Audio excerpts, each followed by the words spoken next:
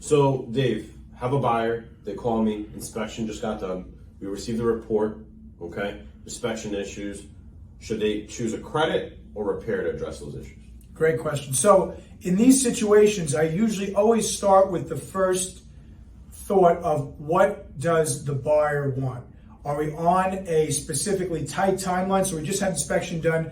How far out are we from closing? And what is it that exactly needs to be either credited or repaired? So it's very case by case, but I would say overall, if we are in a very tight timeline and we're closing very soon, sometimes getting the repairs done can take a while, right? You know, you have a contractor come in, they have their tools. Sometimes it takes them a couple of days just to get in there to book the appointment to see what has to be done, then let alone come back and actually finish the work, which could delay the closing, which is going to be not advantageous for either party.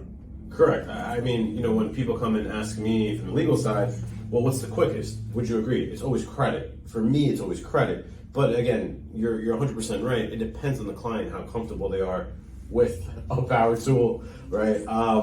Or what their situation is, right? Because if they're renting, if they're purchasing their property, things like that. But would you agree quickest is credit? I would say quickest would be credit. It really is. That's when you have to have a conversation, I would say, again, as an advisor, to be able to see these things that are right. Maybe someone like a first-time buyer or a first-time really seller doesn't understand, all right, how do we prep those so we understand that we're not going to get ourselves jammed up into the next part of the transaction? Because if we can maybe talk about this during the actual home buying process, before you even find a first house, hey, how are we going to address it? If these things come up, do you want to potentially go this route or that route, so that then when that time comes, we're not just shooting in the dark in a sense and have a pre-planned plan? And Dave, does it matter what those repairs are, what those issues are? For example, I'll just throw something out. Mold issue versus roof issue. Is there a difference? I would say a very big difference. Whenever you're getting into an environmental issue, whether it's termites, whether it's mold, whether it's potential flooding, anytime you have anything like that can cause a very big delay in terms of getting qualified contractors in, getting them to give estimates and bids. Because if you're going to go credit, usually it would be pretty quick. But if you have a very high credit amount that comes in and then one party disagrees, now they want to have their person come out. You can see how this might have taken 2 days, 3 days, 4 days. Now it's going to bleed into the next week. And now you might be 2-3 weeks behind and your closing's coming up or scheduled to come up in 2 weeks. And now there's no way that's going to be able to happen. Correct, Dave. I think you're right?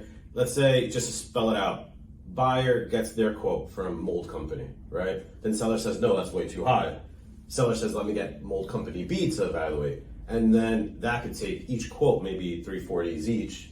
We're talking about a 2-week delay, and then we have to make a decision. So that credit quickest concept might go down the drain when it comes to mold, maybe, right? Case by case basis.